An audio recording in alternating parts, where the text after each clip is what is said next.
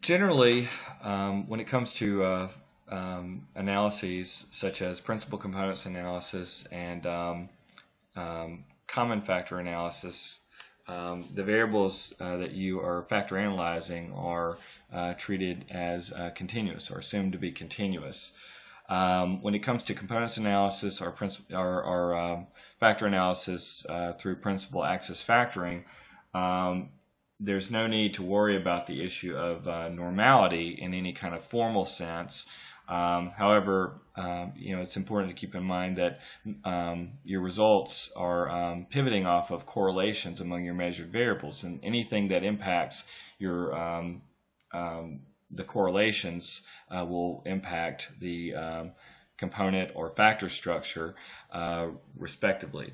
So what I thought I would do in this particular video is to provide a little bit of a guide for how you can look at your measured variables that are being included in either your components analysis or your principal axis factor analysis, and basically look for potential outliers, and also look at questions of whether the relationships among your measured variables are linear versus nonlinear.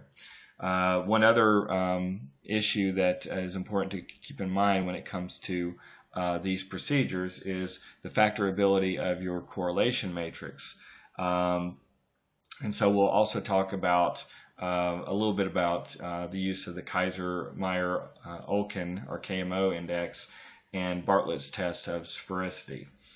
So for starters, let's say that I want to take a look at a set of measured variables. I've got, let's say I'm going to subject these variables right here. I'm just going to take these 6 and subject them to a components analysis. I'll just start there.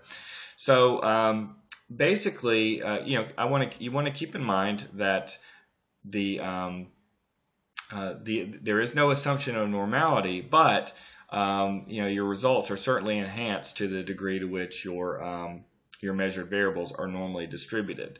So it's not a requirement, but certainly your results will probably be better off if you have normally distributed variables. So now, with that in mind, I might be interested in looking at my variables to see, do they exhibit reasonable normality?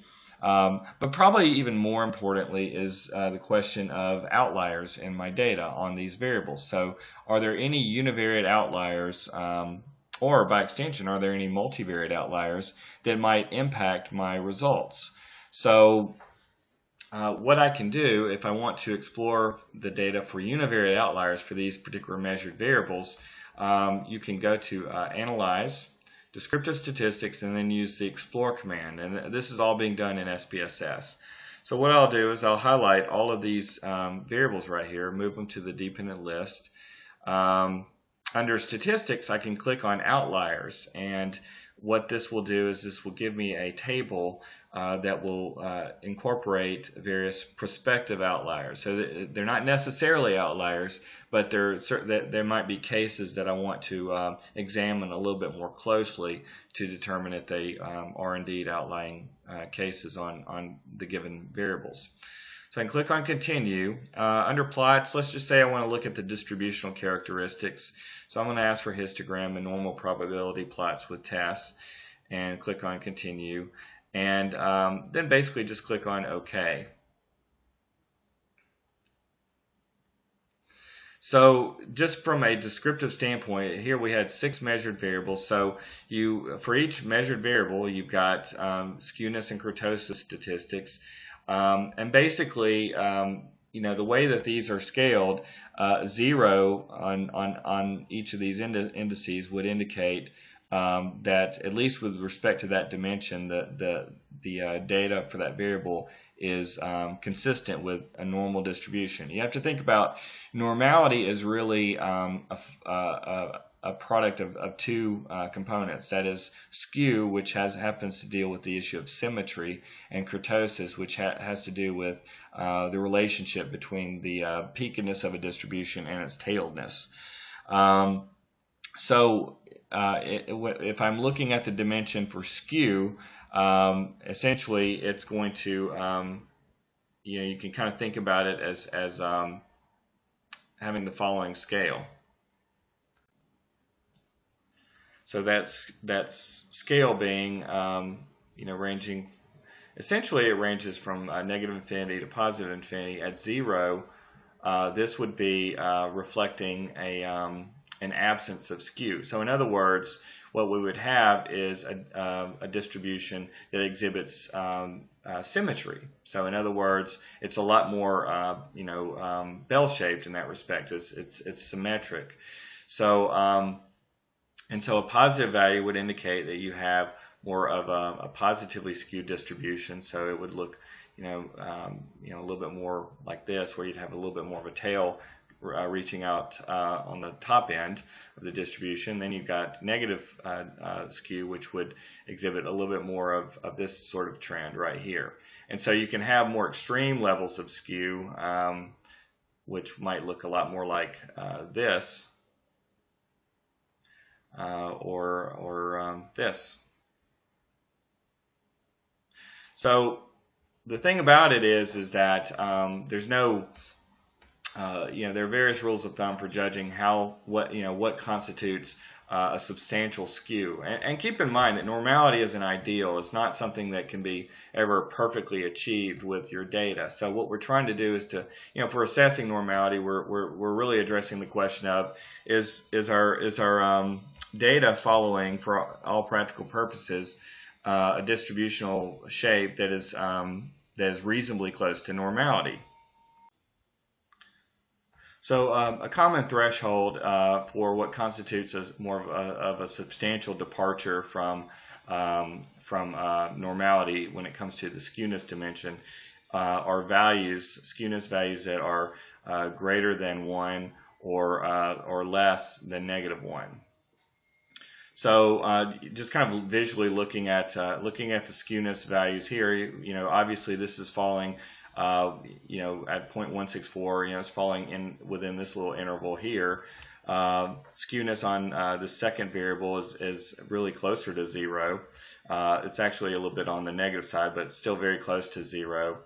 When we look at the others, they're actually all very close to 0. So, and this actually should be the case, because when I generated this data, it was intended that the data would be multivariate normal. So it's not a big surprise that we were meeting the normality assumption, or at least exhibiting distributional characteristics that are consistent with normality. But nevertheless, we also have the kurtosis dimension. And this is basically addressing the relative peakiness to the tailness of the distribution. And again, we can utilize the same general scale. So at 0, that would mean that our data are mesokurtic, or consistent with what we would expect with a normal distribution. A positive value would signify that we have more of a leptokurtic distribution. A negative value would indicate that we have more of a platykurtic distribution. So a platykurtic distribution is basically a lot more rectangular in nature, whereas a leptokurtic distribution, a lot of times people kind of assume that it's just about the peak. It's not about the peak. If we were to sort of lay out a normal distribution, let's say it kind of looks like this, with a leptokurtic distribution, it would actually exhibit more of this sort of relationship to the data. So you can see that actually the tails are thicker and you have a more substantial peak. So at any rate, you can see right here that again, one common way of looking at kurtosis is if we use this scale, you might see that basically values that are less than -1 or greater than +1 might indicate a more substantial departure from normality when it comes to kurtosis. You also have other rules of thumb that suggest even more extremes that would reflect greater departures from normality on that dimension. So nevertheless, our data is consistent there. Like I said, this is not a requirement for principal components or principal axis factoring, but certainly your solution would be enhanced to the extent that your data does follow normal distribution. You also have significance tests related to normality. You've got the Shapiro-Wilk, Kolmogorov, Smirnov test. These are basically assuming the null hypothesis is that your data is following a normal distribution. So the degree to which so if these are all p-values, and so you could say, well, if p-value is less than say 0.05, then your data is departing substantially from normality. The downside of these types of tests is that they are impacted by sample size, just like any other significance test is. And so what can happen, factor analysis generally is a large sample technique, so it's very easy for small departures from normality to yield statistically significant results. That was not the case in this illustration right here. Like I said, mainly because I generated the data intentionally to exhibit multivariate normality. But there's the histogram for each of these variables, and so, or that was the first variable right here. So you can see it appears pretty symmetric, fairly normal in proportions. This is a box plot. Normality would be indicated to the extent that the box is actually following equidistant between the whiskers and essentially the edges right here, and this is the median for the distribution. So at any rate, here's the next variable, so you can see it's fairly normal. There's the box and whisker plot, so you can see it's exhibiting really very consistent with normality here, and so forth. So at any rate, just visually and looking at these different indices, the data looks fairly normal. Again, once I'm going to drive this point home, it's not a requirement for these two, the principal components and principal axis factor analysis, but again, your solution will be impacted to a certain extent to the degree to which your data departs from normality.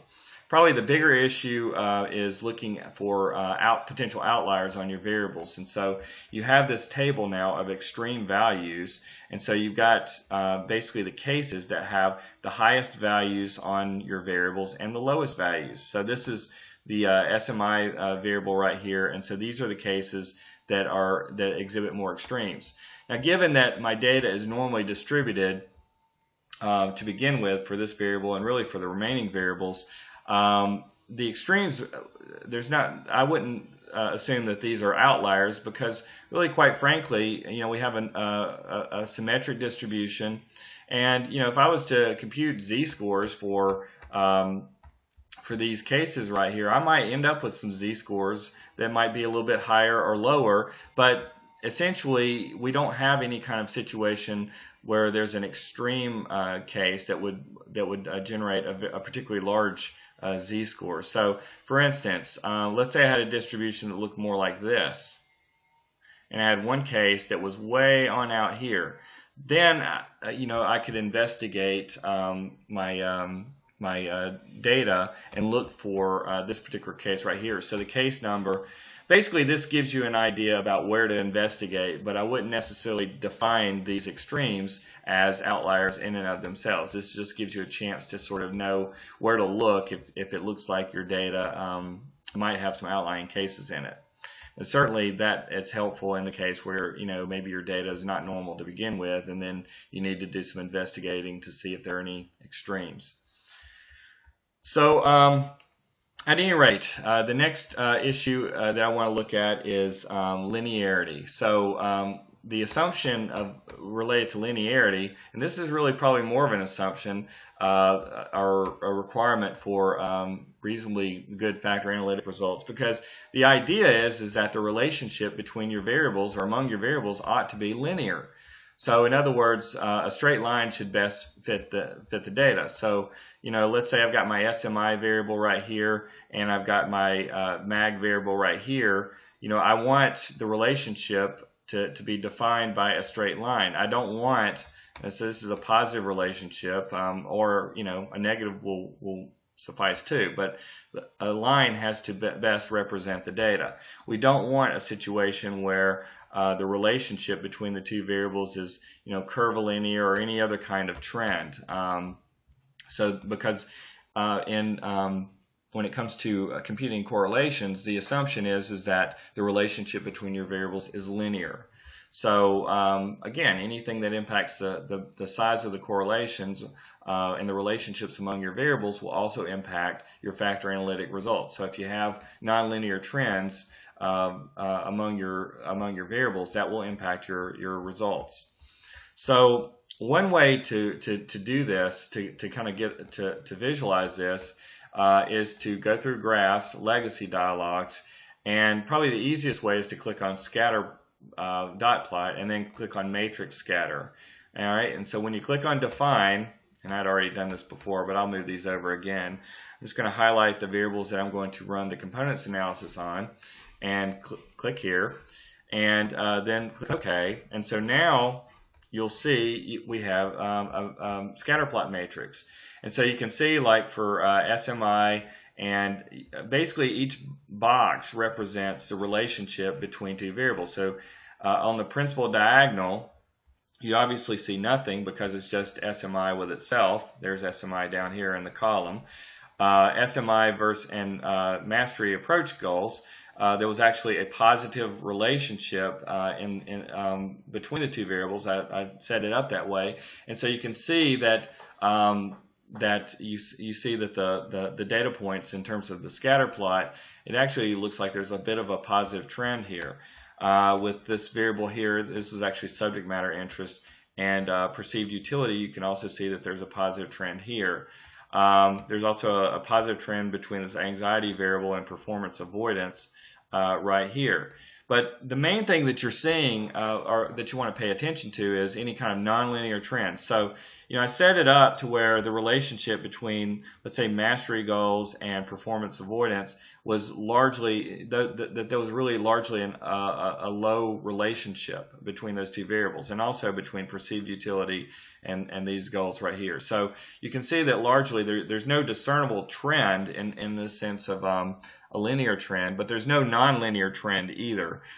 Basically, this is just reflecting an absence of relationship between variables. So what we're looking for are any kind of discernible nonlinear trends in the data. So, like I said, any kind of curvature if I was to plot a regression line through the data points, is there any kind of curvature that would be evident in the regression line? So here, like I said, I generated the data to exhibit multivariate normal distribution, and then also with a particular correlational structure. And so obviously, as you're looking at these scatter plots between each pair of variables, you can see that there's no discernible nonlinear trends that are evident. The last thing that I want to show you, or the next thing I want to show you, is the issue of looking for potential multivariate outliers. So kind of getting back to what we were doing before when we were looking at univariate outliers, you can have cases that depart from the remainder of the cases on a single measured variable, but also it can be the case that you would have a case that would depart from the bulk of cases on the set of measured variables. And so one way to test this out is through the use of Mahalanobis distance. And basically it's kind of like this, that to kind of give you an illustration, I'm just going to generate a scatter plot.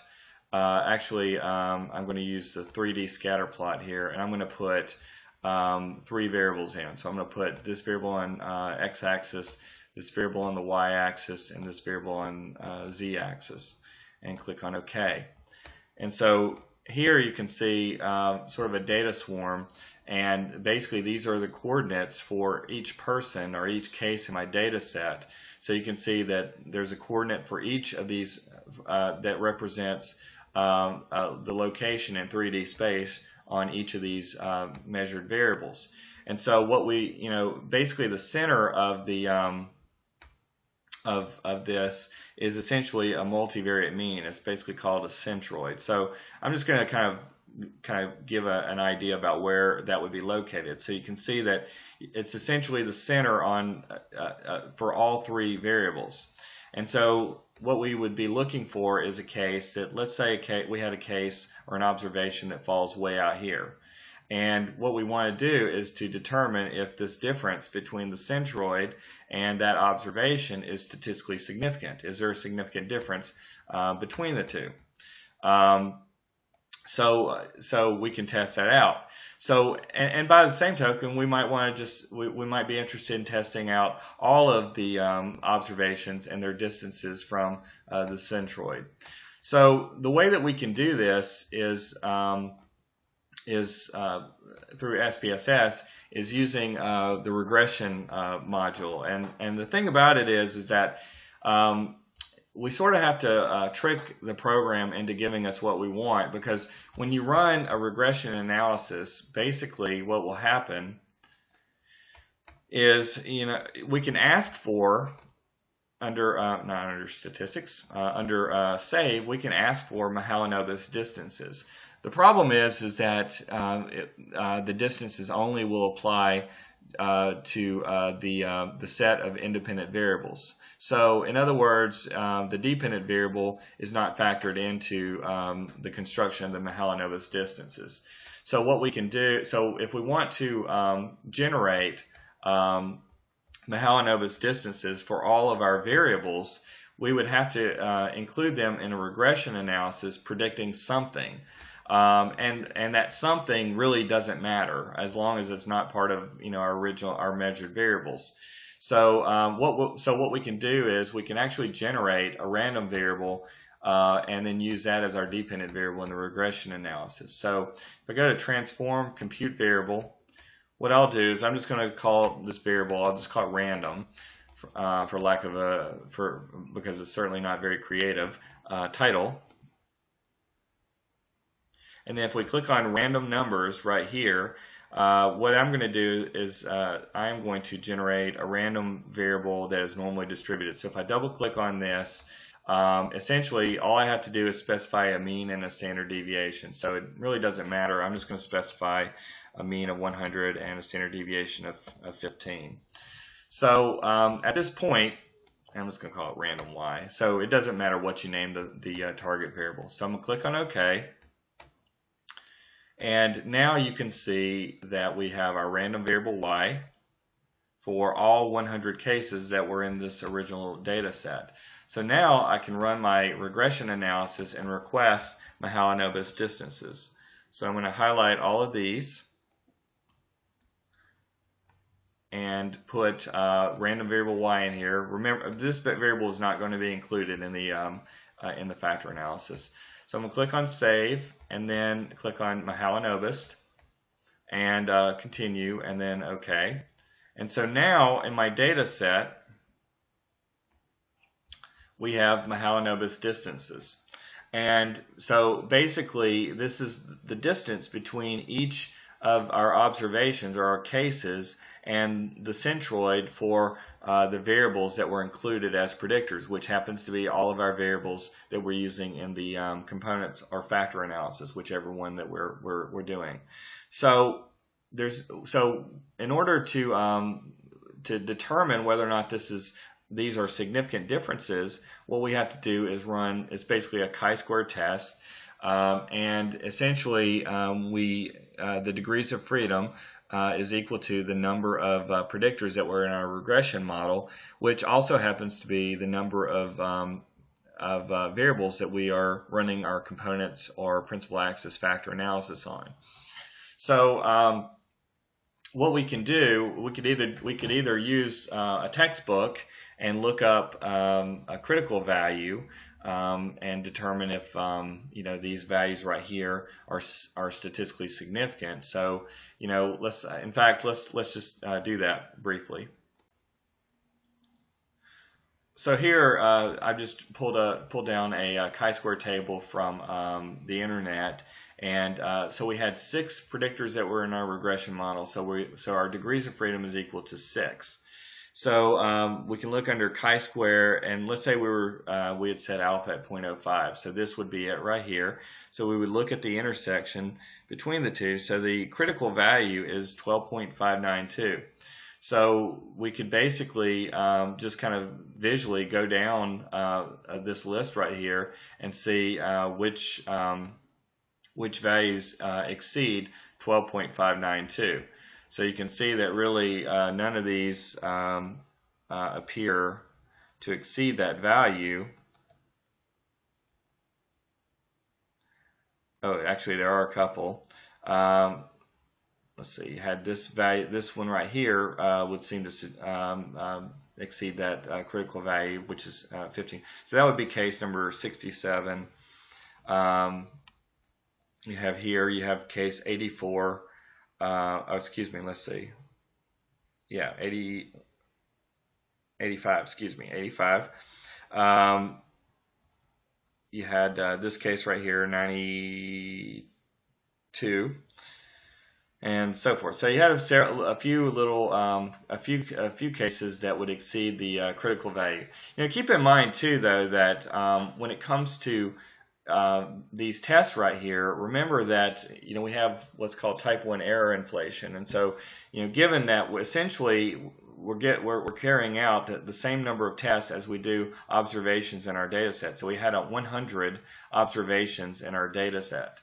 So it might have been more appropriate to actually take 0.05 as sort of our family-wise error rate and divide that by the number of tests, which would be 100. And so in this case, we would have 0.0005 as our threshold, basically our test for each individual one. That would be our alpha level, or we could set it alpha a little bit higher, let's say 0.10, and just divide by the number of tests, which would be 0.001. So at any rate, if I was going to, let's just say I was going to use 0.001, then I can look in my table right here, and it turns out that actually neither the 0.0005 or the 0.001 actually appears here. What I could do actually is just to make, if I go into Excel, this will actually, this is a little bit more in depth than the table of values that I have in that internet table. So if I just type in a cell, find a cell, just type in equals chi square or chi sq dot inv and then dot right, basically RT for right tail, then I'll set the probability at 0.00. I'll just start with the first one, 0.0005. Degrees of freedom is equal to 6. And when I hit enter, then that gives me the critical value. Or if I was doing this with 0.001, which is the right tail probability, I would just say equals chi square dot inv dot rt, then 0.001, and for 6 degrees of freedom, and then that would give me the critical value for each of those tests. So either 22.45 if I was being a little bit more liberal in terms of deciding on significant outliers. 24 would be the critical value if I was looking for more being more conservative about that. So you can see right here that from that standpoint, basically none of the observations would appear to meet that criteria. So you could do that. One other option that really just is probably a lot easier if we stick with those critical values. Another option is I can just generate p-values for each of these in SPSS. So if what I'll do is I'll just call this chi-square p-value. So this is just a name I'm giving it, so it doesn't really matter. So if you look under the function group under CDF and non-central CDF. These are cumulative distribution functions. So basically, I'm just going to type in 1 minus, and then this value, this right here, which is the cumulative distribution function for chi-square distribution. So I'm going to double click on this.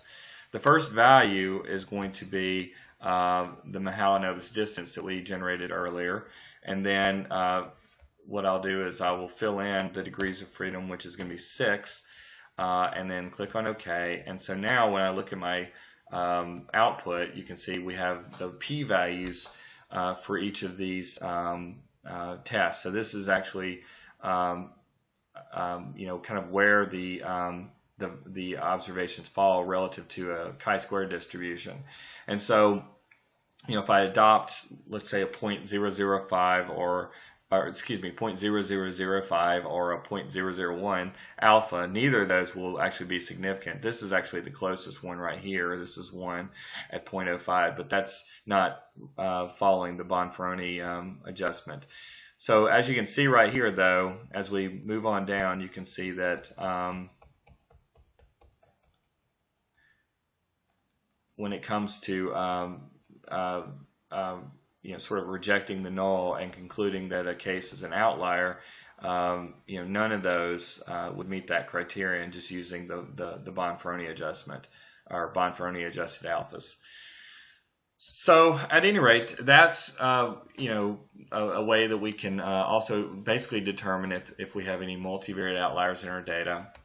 One other thing to address is the issue of the factorability of the correlation matrix. And so basically, you don't want to factor analyze or run a components analysis, for that matter, on a matrix that where the variables are unrelated to each other.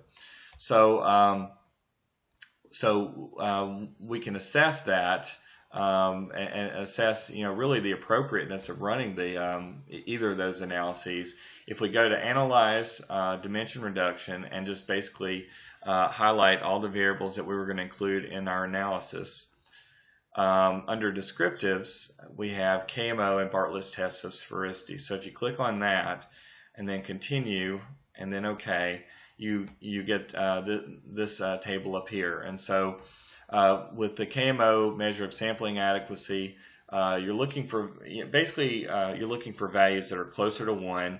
Obviously, this value is not particularly close to 1. Values that tend to be in the 0.7s on up would be considered adequate to good in terms of the appropriateness of running the factor analysis or components analysis.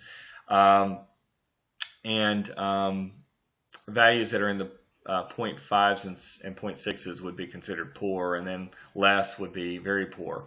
Nevertheless, you also have Bartlett's test of sphericity here, and you can see that that's statistically significant. This is a test comparing your correlation matrix from your sample data against an identity matrix.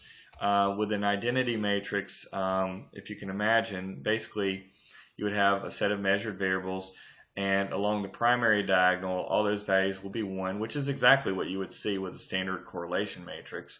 On the off diagonals, though, you have zeros, which would reflect a zero correlation among your measured variables. So we're basically testing, is there a significant difference between your correlation matrix and an identity matrix, where the relationships among your variables is essentially 0. So so the null hypothesis is that your data is consistent with an identity matrix. So in that case, if you fail to reject the null, you're actually concluding that your data is not significantly different from an identity matrix. So really, that would beg the question about the logic of running a factor analysis or a components analysis on your data. If you do find a p-value that is statistically indicating statistical significance, then that would indicate that you have a significant difference between your sample correlation matrix and this identity matrix, in which case then running either the components analysis or the factor analysis becomes more appropriate. So that's just another thing that you want to pay attention to, prior to actually running the your analysis. So that just kind of provides a quick overview of how you can look at look at your data and kind of judge the appropriateness of it in with respect to carrying out a components or principal axis factor analysis.